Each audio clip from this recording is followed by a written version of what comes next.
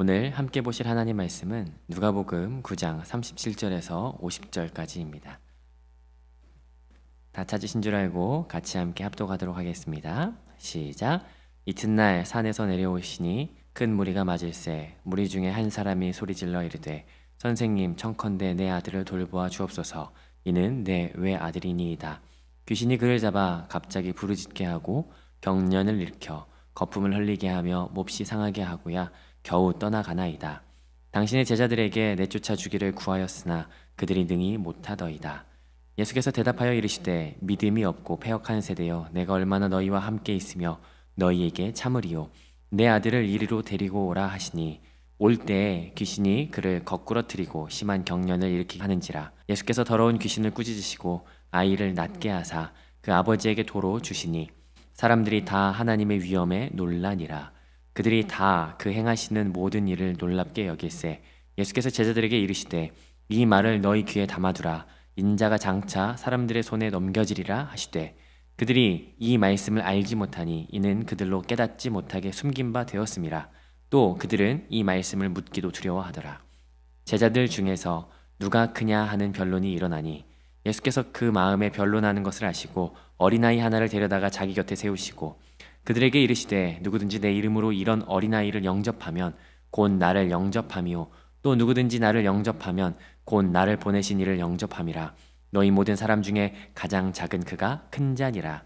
요한이 여짜오되 주여 어떤 사람이 주의 이름으로 귀신을 내쫓는 것을 우리가 보고 우리와 함께 따르지 아니하므로 금하였나이다. 예수께서 이르시되 금하지 말라. 너희를 반대하지 않는 자는 너희를 위하는 자니라 하시니라. 아멘. 빌립보서 2장 6절에서 7절까지 보면 예수님은 근본 하나님의 본체시지만 하나님과 동등됨을 취할 것으로 여기지 않으시고 자기를 비워서 종의 형체를 가지셨습니다. 예수님은 완전한 하나님이셨죠. 하나님의 본체셨습니다. 누가복음을 읽어가면서 한 가지 재미있는 부분은 그 사실이 가리워져 있다는 거예요. 사람들은 모르죠. 그런데 누구는 알아요? 귀신들은 압니다.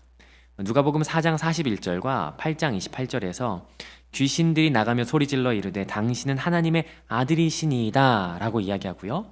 예수를 보고 부르짖어 그 앞에 엎드려 큰 소리로 불러 이르되 지극히 높으신 하나님의 아들 예수여 라고 하면서 귀신들은 하나님의 아들 예수님이심을 알고 있죠.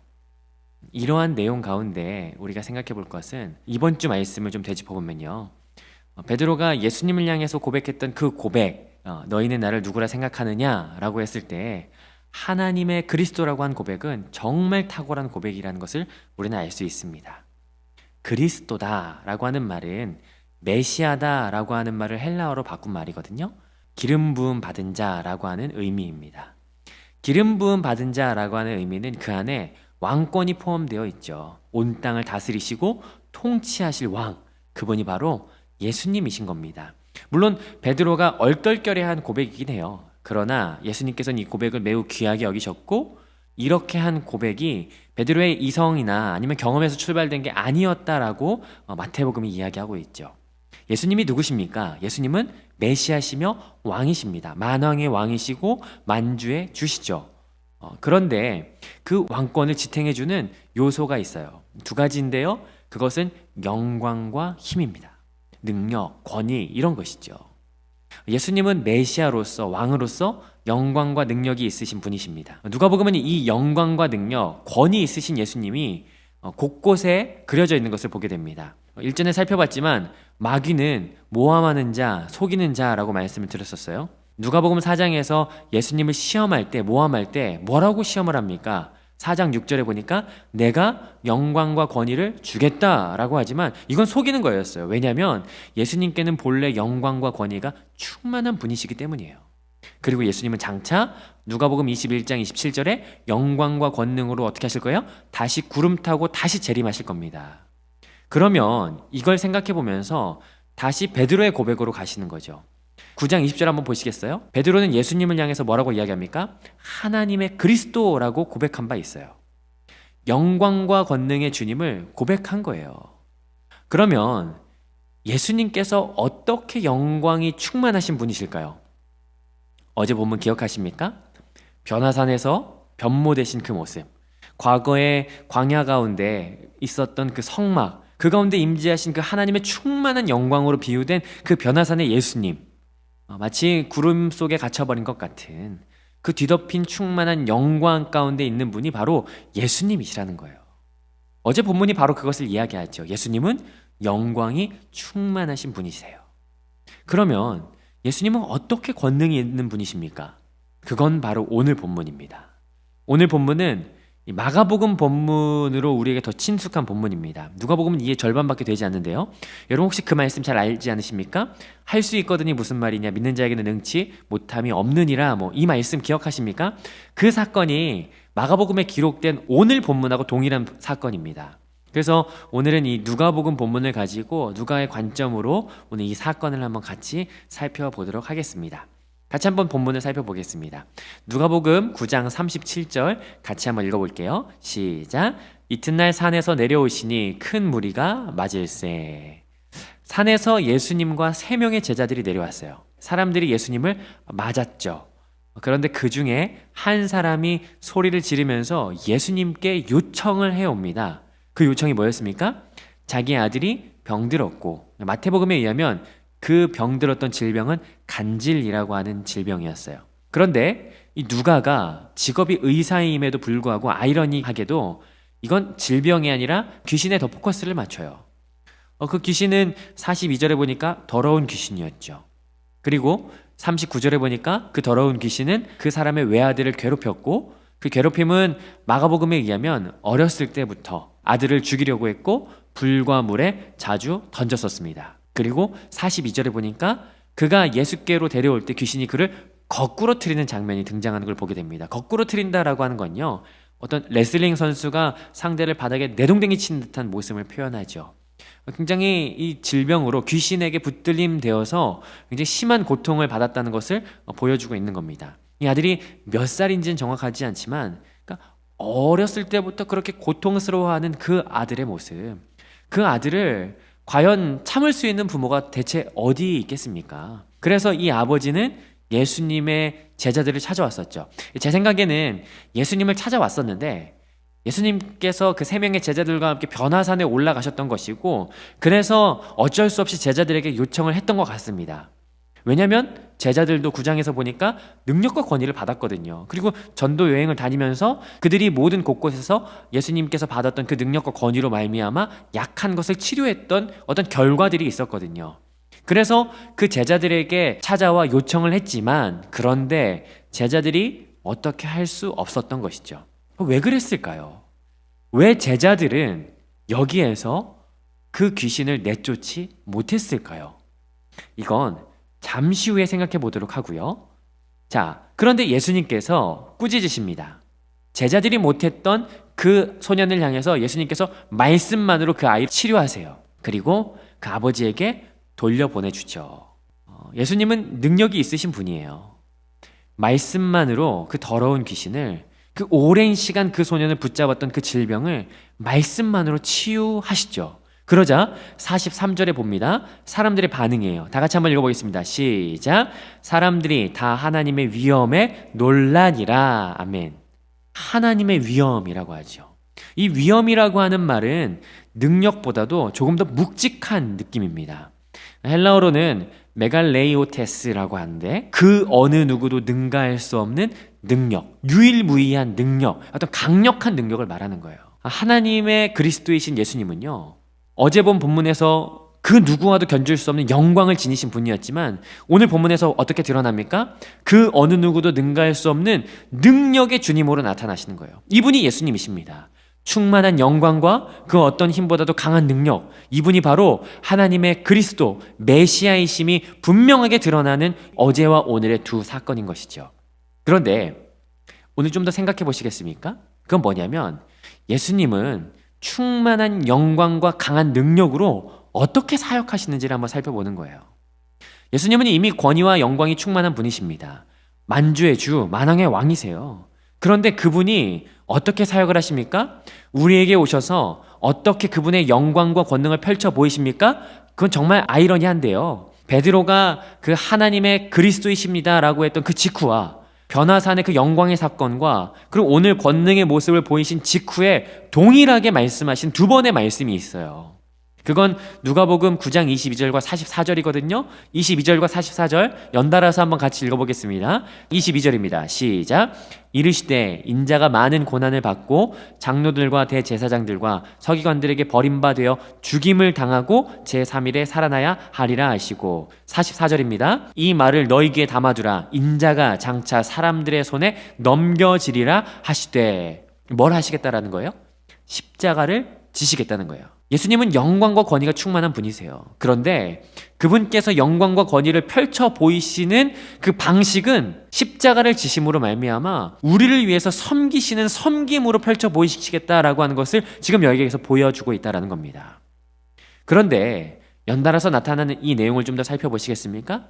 이 상황 가운데 예수님께서 자신이 섬기겠다, 죽음으로써 섬길 것이다 라고 하는 것을 말씀하신 이 상황 가운데 제자들에게는 어떠한 일이 일어났냐면요, 46절 읽어보겠습니다. 시작. 제자들 중에서 누가 크냐 하는 변론이 일어나니, 누가 크냐 하는 변론이 일어났어요. 여기 이 사건은 그냥 들어간 게 아닐 겁니다. 그러자 예수님께서 어린아이 한 명을 데려다가 말씀하시죠. 48절입니다. 같이 읽겠습니다. 시작. 그들에게 이르시되 누구든지 내 이름으로 이런 어린아이를 영접하면 곧 나를 영접함이요 또 누구든지 나를 영접하면 곧 나를 보내신 이를 영접함이라. 너희 모든 사람 중에 가장 작은 그가 큰 자니라. 이 본문을 가지고 어떤 사람들은 어린아이처럼 겸손하라 이런 문맥으로 이해하기도 하는데요, 그보다는 어린아이, 이 어린아이가 어떤 인물이었는가에 대해서 주목해 볼 필요가 있을 것 같습니다. 어린아이는 당시에 사람 수에 포함도 시키지 않는 인원이었어요. 그러니까 5,000명이 먹었던 그 사건은 그 어린아이와 여성들을 포함시키지 않은 숫자였죠. 그러니까 어린아이는 노동력의 보탬도 되지 않는 그냥 연약한, 그냥 있지만 존재하지 않는 것으로 여겨지는 아주 작은 존재라는 겁니다. 그런데 예수님께서 뭐라고 하시는 거예요? 그런 어린아이를 영접하는 그 예수님을 지금 주목하라라고 예수님께서 지금 보여주시는 겁니다. 그러면요, 이게 좀 무리한 해석일 수 있는데 한번 들어보시겠습니까? 마태복음, 마가복음에서는 예수님이 귀신 들린 소년을 치유하세요. 그런 다음에 제자들이 물어보거든요. 뭘 물어보냐면, 아니 예수님은 되고 왜 우리는 안 됩니까? 라고 이야기를 해요. 그러자 마태복음에서는 너희에게 겨자씨만한 믿음이 있다 할지라도 산을 옮길 것이다 라고 하면서 믿음을 강조하죠. 마가복음에서는 동일하게 질문하는 것에 대해서 예수님이 기도 외에는 이런 종류가 나갈 수 없다라고 기도를 강조하셨어요. 그러면 누가는 이 사건 뒤에 이 이야기를 덧붙임으로써 지금 이 본문에서 무엇을 강조하는지 생각해 볼 수 있어요. 누가는 그럼 여기서 뭘 강조하는 겁니까? 섬김을 강조하는 거라는 거예요. 어린 아이들조차도 섬기는 그 예수님의 모습이 능력의 근원이다라고 하는 것을 여기서 보여주는 것입니다. 예수님께서는 큰 영광과 큰 권능으로 결국에 죽임을 당하시는 그 모습으로서 죄인된 우리를 섬기시는 그 놀라운 섬김으로 영광과 권능을 펼쳐 보여주셨어요. 분명히 제자들에게도 영광과 권능을 주셨습니다. 9장 1절 보시겠습니까? 예수께서 12제자를 불러 모으사 모든 귀신을 제어하며 병을 고치는 능력과 권위를 주시고, 그런데 그들이 능력과 권위를 받았음에도 불구하고 능력과 권위가 나타나지 않는 이유는 제자들이 섬기는 것, 아무리 작은 연약함, 관심 가지 않는 그 아이들조차도 영접하지 않는 그 섬김이 그들에게 상실되었다라고 하는 것을 여기서 보여주는 건 아니겠습니까? 이게 원인이었을 겁니다. 그러면 제자는 누굴까요? 여러분 생각해 보시겠습니까? 제자는 어떤 사람일까요? 스승을 닮아가는 게 제자예요. 예수님의 권능과 영광은 다툼을 위해서, 싸움을 위해서 보이지 않으셨어요. 예수님은 하나님의 본체셨어요. 그러나 오히려 자기를 비우셨어요. 적당히 비우지 않고요, 철저하게 자기를 비워서 죽기까지 복종하신 종의 형체를 가지셔서 예수님께서는 섬기러 오셨다라고 하는 겁니다. 오늘 우리가 이 말씀을 좀 아멘으로 취했으면 좋겠습니다. 예수님의 영광과 권능이 섬김으로 나타난 것처럼 오늘 제자는요, 우리에게 주신 권위와 능력을요, 섬김으로 나타내 보여야 될 겁니다. 그게 제자다라고 하는 것이죠. 여러분, 그런 섬김의 모습이 저와 여러분 가운데 나타나기를 주님의 이름으로 축복합니다. 섬기다라고 하는 말이 어떤 말인지 아십니까? 섬기다라고 하는 말은요, 헬라어로 디아코노스라고 해요. 이 디아코노스라고 하는 말에서 파생된 말이 사도행전에서는 디콘이라고 하는 집사라고 나타나고 있고요, 고린도전서에서는 디아코노이라고 하는 사역자라고 이야기를 하거든요. 그런데 이 본래 의미는요, 식당에서 사용되던 용어입니다. 여러분 상상해 보시겠습니까? 사역자, 직분자, 제자 같은 말이죠. 먼저 믿은 우리가 식당에 있다면 우리는 이 식당에서 사용되는 이 디아코노스라고 하는 이 용어에 걸맞는 어떤 포지션이 우리의 포지션일까요? 손님일까요? 아니면 주방장일까요? 거기에서 밥 먹는 사람일까요? 어떤 사람이 우리의 포지션일까요? 이 섬기다, 디아코노스라고 하는 의미는요, 식당에서 시중 드는 사람이라고 하는 의미를 가져요. 물이 떨어지면 물 채워주고, 의자 밀어주고, 숟가락 떨어지면 숟가락 다시 가져다 주고, 이게 디아코노스, 섬김인 거죠. 사역자, 섬기는 자, 먼저 믿은 자, 집사라고 하는 의미의 어원입니다. 남의 필요를 살피고 채워주고, 그들을 위해서 내 몸을 숙여서 물을 따라주고 수고하는, 오늘 이 섬김이 저와 여러분들 가운데 있었으면 좋겠어요. 여러분, 손님이 왕 아니겠습니까? 예수님께서 먼저 나를 손님으로 대접해 주셨어요. 섬기셨어요. 그분은 권능과 능력과 영광이 충만한 분이셨어요. 그러나 그 권능과 영광으로 우리를 손님으로 먼저 대접해 주셨어요. 섬겨 주셨어요. 내 필요를 채워 주셨어요. 기꺼이 몸을 버려서 죽으셔서 나를 구원하셨어요.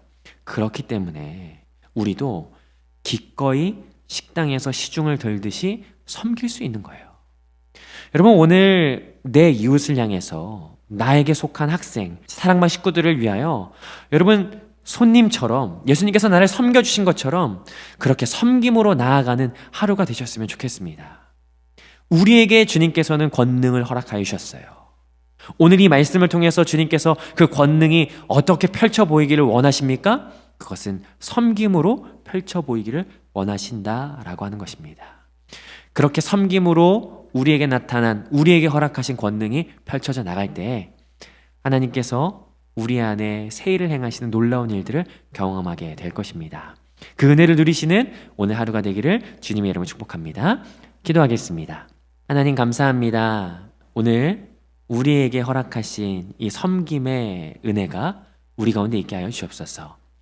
내가 남을 더 낮게 여기고 식당에서 남을 위하여 수고하는 이들처럼 하나님, 우리가 그렇게 먼저 섬기는 하나님, 그 섬김이 우리 가운데 있게 하여 주시옵소서. 주님께서 우리의 필요를 채워주셨듯이 내가 남을 위하여 더 수고하고 애쓸 때 하나님, 우리 안에 더 하나 되는 교회가 되어 나갈 줄 믿습니다.